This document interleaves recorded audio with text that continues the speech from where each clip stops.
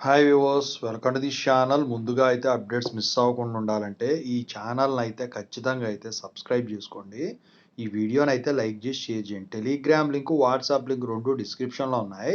ఖచ్చితంగా అయితే జాయిన్ అవ్వండి. పీడిఎఫ్స్ మెటీరియల్స్ వాటి కోసం ఎప్పుడైనా వీడియో పెట్టినప్పుడు అప్డేట్ మిస్ అవ్వకుండా ఉంటుంది.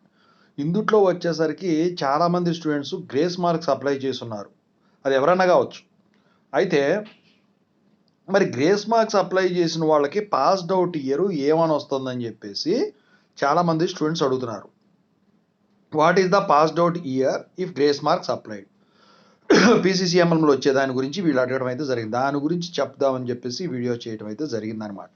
ముందుగా అయితే ఇన్స్టాగ్రామ్ లింక్ కావాలంటే డిస్క్రిప్షన్లో ఉంది.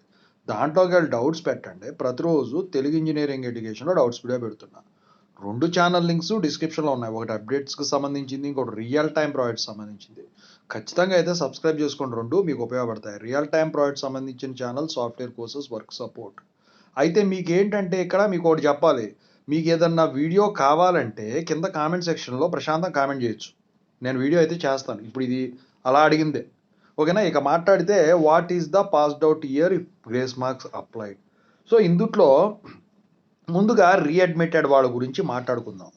సో రీఅడ్మిటెడ్ స్టూడెంట్స్ వచ్చేసరికి R16 నుంచి R18కి, R13 నుంచి R18కి, R15 నుంచి R18కి ఇలా రీఅడ్మిట్ అయిన వాళ్ళు ఉన్నారు. అయితే మరి వీళ్ళు ఏం చేస్తారు? ఇప్పుడు గ్రేస్ మార్క్స్ అప్లై చేస్తున్నారు. ఇంతకుముందు లాస్ట్ ఇయర్ వచ్చేసరికి ఎలా ఉండేదంటే R16 కింద ఉన్న సబ్జెక్టులకి గ్రేస్ మార్క్స్ అప్లై చేయటం కుదిరేది కాదు. R18 కింద ఉన్న వాటికి కుదిరేది. పీసీసీఎంఎం అప్లై చేసుకునే వాళ్ళు వెళ్ళిపోయేవాళ్ళు. ఇప్పుడు కూడా మొన్న వచ్చేసరికి మారిపోయింది. ఇప్పుడు R16 సబ్జెక్టులైనా R18 సబ్జెక్టులైనా యాక్సెప్ట్ చేస్తున్నారు కదా. అయితే ఇక్కడ చిక్కల్లా ఏంటంటే పాస్డ్ అవుట్ ఇయర్ దగ్గర దెబ్బ అవుతుంది వీళ్ళకి. ఇప్పుడు R18 కింద సబ్జెక్టులు గ్రేస్ మార్క్స్ అప్లై చేశారనుకోండి, R16 కింద క్లియర్ చేసుకొని అప్పుడు పాస్డ్ అవుట్ ఇయర్ ఏమని వస్తుంది అని అడుగుతున్నారు. లేకపోతే R18 కింద సబ్జెక్టులు అవి చేసుకొని R16 కింద ఉన్న సబ్జెక్టులు గ్రేస్ మార్క్స్ అప్లై చేసుకున్నారు అనుకోండి, అప్పుడు పాస్డ్ అవుట్ ఇయర్ ఏమొస్తుంది అని అడుగుతున్నారు. ఫర్ ఎగ్జాంపుల్ R18లో ఉన్న సబ్జెక్టులన్నీ మీకు క్లియర్ అయిపోయినాయి. R16లో ఉన్న సబ్జెక్ట్కి గ్రేస్ మార్క్స్ పెట్టుకున్నారు ఫస్ట్ ఇయర్ది. అయితే అది ఎప్పుడుది పెట్టారు? మీకు ఫస్ట్ టైం రెగ్యులర్లో రాసినప్పుడు ఎక్కువ బెస్ట్ మార్క్స్ వచ్చినాయి. అయితే ఆ తర్వాత మీరేం చేశారు? దాన్ని తర్వాత రాసిన అన్ని బెస్ట్ మార్క్స్ రాలేదు. ఫస్ట్ టైం రాసిన దానికి ఎక్కువ మార్కులు వచ్చినాయి కాబట్టి మీరు వచ్చేసరికి దానికి గ్రేస్ మార్క్స్ అప్లై చేద్దామని ఆ మెమో సబ్మిట్ చేశారు.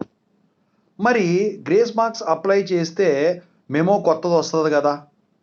మరి అప్పుడు పాస్డ్ అవుట్ ఇయర్ ఇప్పుడు మేము కొత్తగా రాసి పాస్ అయినట్టే కదా, మరి అదే రావాలి కదా అని అడుగుతారు. అప్పుడు అలా రాస్తే R16లో మీరు రెగ్యులర్ ఫస్ట్ టైం రాసినప్పుడు 2016లో జాయినింగ్ అనుకోండి, అప్పుడు అదే పాస్డ్ అవుట్ రావాలి. 2016 పాస్డ్ అవుట్ అవుతారా మీరు? అవ్వరు కదా.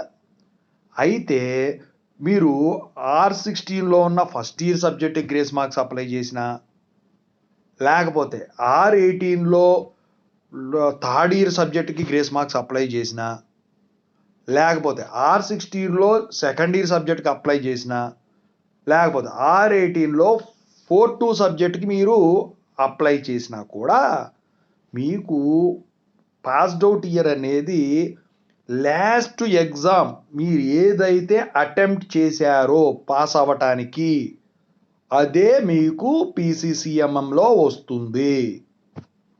ఇప్పుడు అర్థమైందా మీకు? ఇప్పుడు ఒక విషయం చెప్తా. ఏంటంటే ఎగ్జాంపుల్, ఇప్పుడు మీరు ఫస్ట్ ఇయర్లో 2 సబ్జెక్టులు పెట్టుకున్నారు. గ్రేస్ మార్క్స్ అప్లై చేసుకుందామని R16 కింద. రీఅడ్మిటెడ్ అయినా కానివ్వండి, మామూలు రెగ్యులర్ అయినా కానివ్వండి, R18 వాళ్ళు రెగ్యులర్ వాళ్ళు అయినా కానివ్వండి, లాటరల్ ఎంట్రీ వాళ్ళు అయినా కానివ్వండి. లాటరల్ ఎంట్రీ వాళ్ళు అయితే సెకండ్ ఇయర్ పెట్టుకుంటారు అనుకున్నాం. 2 సబ్జెక్టులు పెట్టుకున్నారు. ఫైనల్ ఇయర్లో ఏం పెట్టుకోవాలా మీరు. 4-2లో మీరు వచ్చేసరికి మొత్తం ఎగ్జామ్స్ అన్నీ అయిపోయినాయి. ఈ రెండే మిగిలితే ఆ రెండింటి గ్రేస్ మార్క్స్ అప్లై చేసుకున్నారు. అయితే ఆ 4-2 ఎగ్జామ్ ఎప్పుడైతే మీరు రాశారో అది డిసెంబర్ 2023లో రాశారు. ఆ మంతు ఆ డేట్ ఏదైతే ఎగ్జామ్ స్టార్ట్ అయినాయో అవి ఆ పీసీసీఎంఎంలో రావటం అయితే జరుగుతుంది. మరి 4-2 దాటిన తర్వాత కూడా కొంతమంది రాస్తూ ఉంటారు. 4-2 సబ్జెక్టులే కాదు, సెకండ్ ఇయర్ సబ్జెక్టులు రాస్తారు. For example second year subjects వచ్చేసరికి సెప్టెంబర్లో రాశారు, 2024 సెప్టెంబర్లో రాశారు. అయితే అదే నువ్వు రాసిన చివరి ఎగ్జామ్ పాస్ అవ్వటానికి, లేకపోతే పాస్ మార్కులు రాకుండా గ్రేస్ మార్క్స్ ఎలిజిబిలిటీకి వచ్చిన ఎగ్జామ్ రిజల్ట్ లాస్ట్ రాసింది నువ్వు అదే. ఆ కేసులో ఆ సెప్టెంబర్ 2024 నీకు పాస్డ్ అవుట్ ఇయర్ అవుతుంది PCCMMలో. ఎందుకంటే as per the university rules మీరు లాస్ట్ ఎగ్జామ్ ఏదైతే రాసి పాస్ అవుతారో అది ఏ మంత్లో జరిగిందో, ఏ ఇయర్లో జరిగిందో, ఏ డేట్లో స్టార్ట్ అయినాయో ఎగ్జామ్స్, అంటే సెకండ్ ఇయర్ మొత్తం స్టార్ట్ అవుతాయి కదా ఒకేసారి, అందులో ఒకటే రాస్తారు మీరు. ఆ డేటు, ఆ మంతు, ఆ ఇయర్ ఆఫ్ పాస్డ్ అవుటే మీకు అందుట్లో వస్తుంది. ఇది తెలియక చాలామంది అడుగుతున్నారు. చాలామంది అనేది ఏంటంటే, సార్ మరి నేను ఫస్ట్ ఇయర్ దాంట్లో మ్యాథ్స్ సబ్జెక్ట్ అప్లై చేసుకున్నానండి, మరి నా పాస్డ్ అవుట్ ఇయర్ ఏమొస్తుంది అని చెప్పేసి అడుగుతూ ఉన్నారు. PCCMM రాని వాళ్ళు అడుగుతున్నారు. ఇప్పటికే చాలామందికి కూడా PCCMMలు వచ్చేసినాయి. అయితే ఇంకా కొంతమందికి ఓడీలు రావాలనుకోండి. అయితే ఓడీలో వచ్చేసరికి ఏంటంటే ఆ డీటెయిల్స్ ఇస్తారు, పలానా ఇయర్లో పాస్ అయ్యాడు పలానా క్యాండిడేటు అని చెప్పేసి ఇస్తారు. ఏముండదో పీసీలో ఏదైతే ఉంటుందో అదే ఇందుట్లో ఓడీలో ఉంటుంది. కాకపోతే CMM మార్క్స్ మాత్రం అందుట్లో ఉండవన్నమాట. ఓడీలో కన్సాలిడేటెడ్ మార్క్స్ మెమోస్ ఉండవు అందుట్లో. అది ఓన్లీ ఒరిజినల్ డిగ్రీ అంటే పీసీ ఎలా ఉంటుందో అలా ఉంటుంది. సింపుల్గా చెప్పాలంటే పీసీ వచ్చేసరికి మీకు ఓడీకి తత్కాలు అన్నట్టు.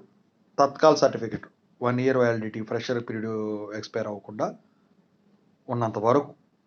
అర్థమవుతుందా? సో ఇప్పుడు మీకు అర్థమైంది కదా.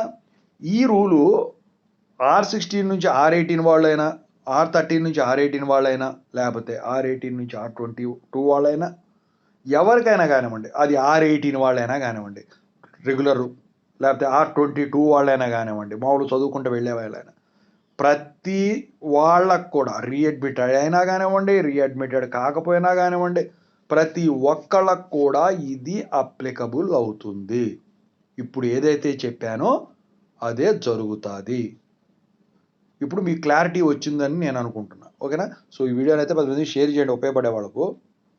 ఇంత క్లారిటీ చెప్తే కానీ అర్థం కావట్లేదు, అందుకే పొద్దాక అడుగుతున్నాను. అయితే కొత్తగా ఏమన్నా డౌట్లు, ఏమైనా వీడియోలు ఏదైనా కావాలంటే కొత్తగా పెట్టండి క్వైరీ అనేది.